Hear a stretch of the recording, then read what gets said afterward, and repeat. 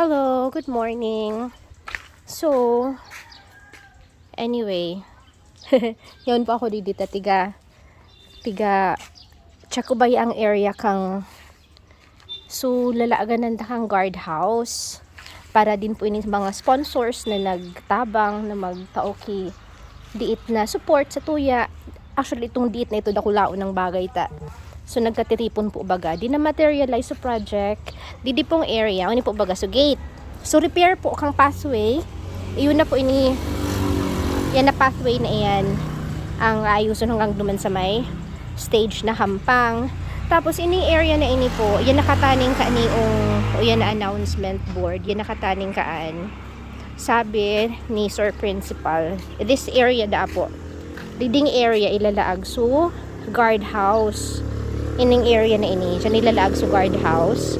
Tapos, so I love Makhay, as far as I can remember, as far as I know, ang ilalaag da po ang I love Makhay na school landmark dyan da po na part sa Tahaw para nasa middle kang school ba yan ang aram ko. So i-verify ta pa po yan kay Sir Principal kung dyan po talaga somewhere dyan na area na yan, somewhere dyan sa area na yan na kang flagpole tanilipat na po bagay na flagpole bago na po yan na position niya.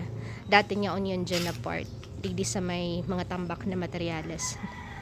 Ngunyan yung ano po siya dyan sa may middle kang school and dyan da po ilalag so school landmark na I'm very very happy mapapatrabaho ta na din po together with the guardhouse na digdi ilalaag dyan da po ilalaag ang guardhouse. So ang dilemma not really a dilemma pero ito kaya na SPTA Queen 2024 na money making contest. Ang proceeds ka ito dapat for the school landmark. So I love Makhay na school landmark na duman ilalaag. Ngunyan, since igwa na po kitang sponsors na talagang generously sagot kang cost kang pagpagibok kang school landmark na I love Makhay. So yung proceeds po, tigiisip ko, ini na lang na part na ini, i-improve ta ini na parang ma-convert siya as a garden and then malaag po kita kay mga parang pavement na tukawan po baga na concrete na pwedeng matukaw-tukawan ka mga students. Siguro I'm not sure yet. Di ko pa aram to be honest. Kumbaga nga ako dito nag-visualize ko kung ano ang pwedeng gibuhon. Kung igwa lang ko taki-taki ano mo apod mo kaan libre na landscape architect na pwedeng mag-suggest kay magayon na design for the garden here. Pag-iisip ko sana before ako nagdigdi, sabi ko dapat ma-elevate ini kasi dapat ma-elevate although very elevated naman siya. Konti lang siguro. Anyway, yeah, iniisip ko gibuon po ini-convert siya sa garden na may mga tukawan na paril po baga pwedeng around this area. Tapos may mga mga concrete din na tawag mo dyan, tables na suparil baga na tables all around din. And then siguro ining tree data siya haliun kasi no bad magali ki tree. So ikikip ta siya as is pero pwede around it malaag pa kita kitukawan na pavement nga na para maging another sitting area din. Pwede for visitors and for students alike. Especially for those students na pag pag lunch time po baga may mga students da kaya na as in nagluluwas pa sinda to eat lunch. So at least kung may area na digdi, may pavement dyan na pwede sila matukawan. And then i-cover ta din po pala. I was thinking parang may part na covered and then may part na so suggestion ni Ma'am Shiba na vine type na cover. So which is a good idea din para aesthetic ba. So yun iniisip ko. So yun ang iniisip ko na proceeds kang SPTA Queen 2024 na duman na lang ilaan. Although kung igwa pa ki mga very generous sponsors na mo yung cover ki not really to cover it solely or alone pero alam mo na yun so medyo may durud ako lang yung budget na pwedeng makover inio. Not really just one person, maybe one or two sponsors na willing mag sponsor kay medyo dakulang amount kasi hindi man din ini sadit lang na project eh. I was thinking, ngunyan ko lang na-realize na kula pala na ni area na ni. So, yeah, I was thinking of improving this as a garden and then maglaag ki mga tables na concrete, mga, depende sa area. Tapos, tukawan na paril para, yun nga, yung mga students, pwede digdi magstay, kung may mga visitors din, ang school, pwede din ini maging parang lounge area, parang ganun. So, I was thinking yun ang gawin. So, ining area na ini, and then ini palibutan ki paril, para may seating din dito. Kasi tingnan mo naman, ang ganda-ganda nitong tree. Nagtataos siya ki shade. Although, I know, ang roots niya it will eventually really cause damage sa pavement. Pero, wag naman na siguro. May way naman na to keep it, I think.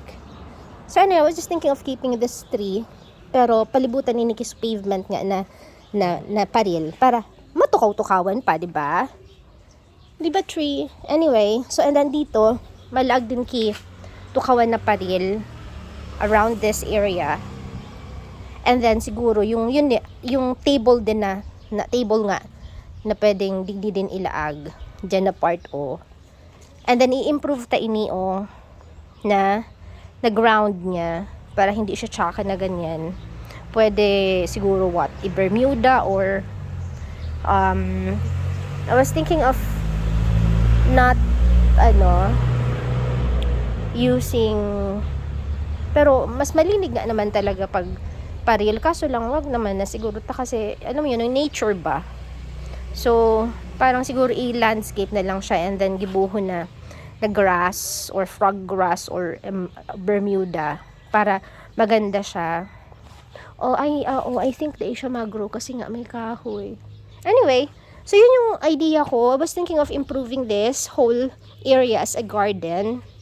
And then yung suggestion din ni Ma'am Shiba, I'm not sure where, pero sa wall ilags yung history ng Makalaya, which is a nice idea din. So, ito po yung iniisip kong proceeds na lang na bago para dun sa SPTA Queen 2024 na money-making pageant. Although, again, kung meron namang mga sponsors na who would love to improve their siguro alumna or alumnus kayo dati ng Makalaya National High School, if you'd like to share a little para ma-improve ining area ni ini, I can assure you I'll take care of that fund and make sure na dito talaga siya mapupunta sa project na to. Like I said po, yung guardhouse nga ni po, for this school year, naka-accomplish na kita ki, not really pero almost accomplished na kasi ito na po sa materials Dili sa guardhouse, and then na-deliver na po yung materials. Na-deliver na yung materials para sa guardhouse. Tingnan natin. So, para po sa guardhouse, yung cover lang talaga supposedly ang covered kang SPTA is yung labor lang talaga. And then yung materials sa school. Tapos, hihinga lang. And then, ayan na nga po. So, ayan na yung materials na pigpa-deliver kang school kasi nga, nag-go ahead na ako na ready na ang SPTA magpaggibo kasi nakolek ko na yung fund for the labor. And then, ayan na din yung mga kabilya and then semento. So, ready to go na yan. Ngunyan, na naging problema lang pala is yung coco lumber. Wala pala ki supply ang hardware na big contact or kakontrata kang school. Kaya di man na-deliver. So coco lumber, wala pang kahoy. So, kaya puhan sagot na kang SPTA.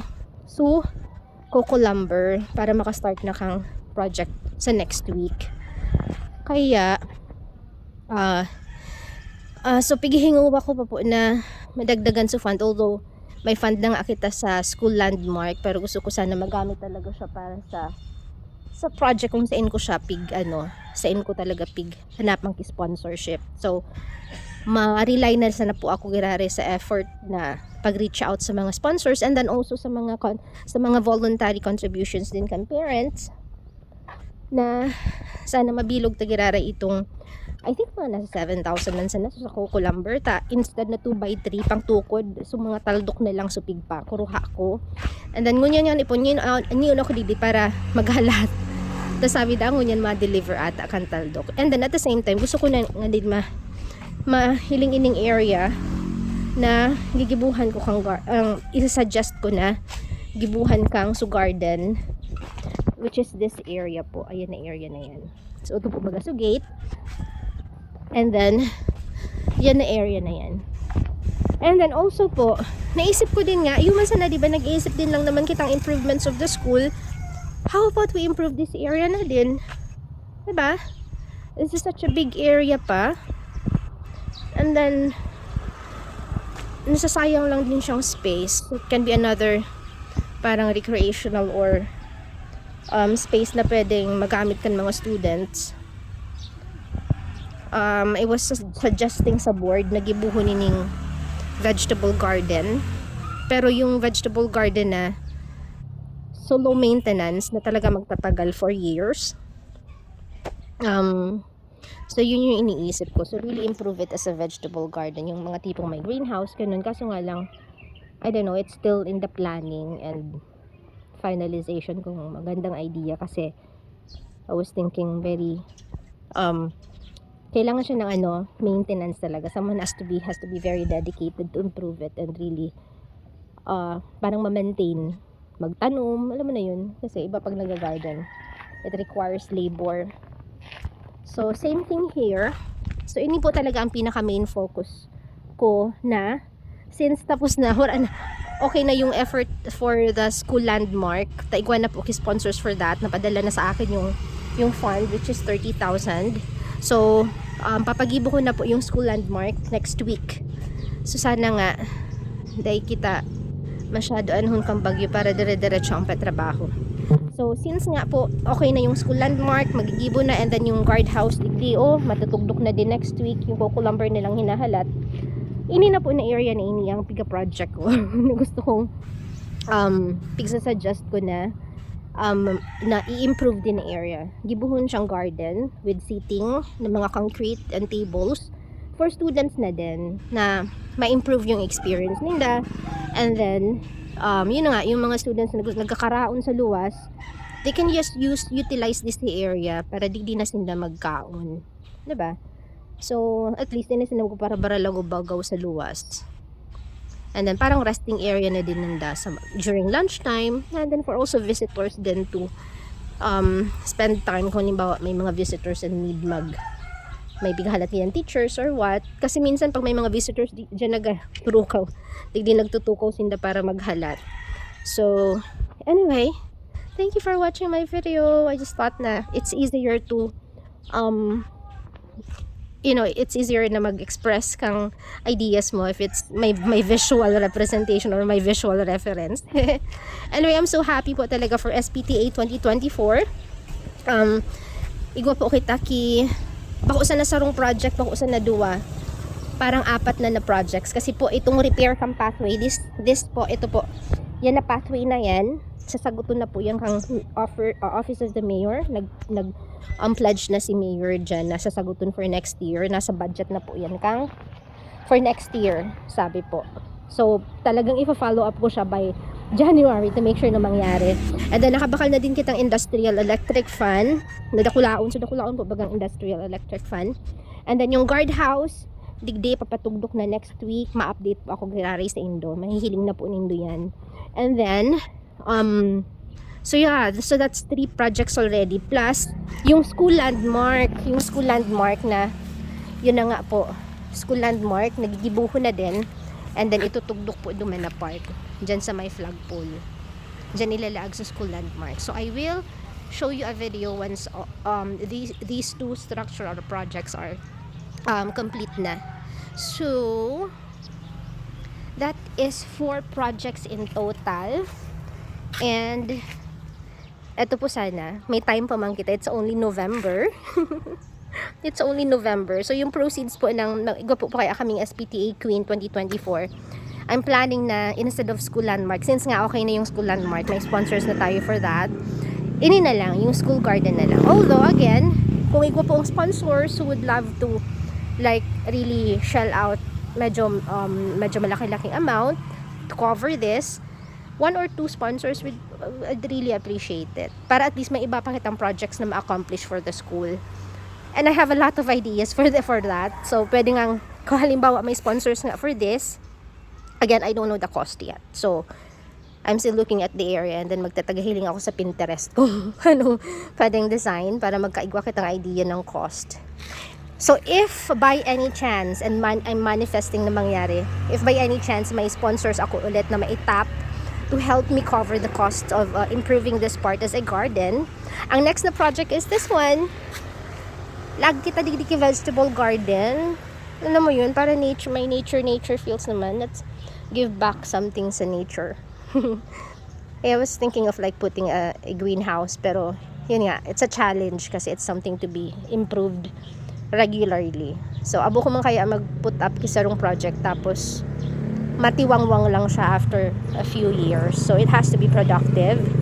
Bigay isip ko kung vegetable garden siya, it involves labor and maybe anyway, i-discuss ko na lang sa board. Maybe baka mag-involve ki parents and then mag-taoki parang monetary support for them to parang improve, parang ganun siguro. Anyway, just saying what's on my mind. So yeah, any pang school. Bako pa ako alumni bako ako alumna kang school. Although I happen to be the SPTA president, but eto po yung school at the moment for those na nag-graduate po digdi. So that's the gate. And then digdi po. So again, eto yung garden na gusto ko na i-improve. And then yung guardhouse po, dyan ilalaag so guardhouse. Dyan na area, so guardhouse. And then yung school landmark, nagigibuho na din next week. Duman po sa may flagpole dyan sa middle na part. Alrighty. Thank you for watching.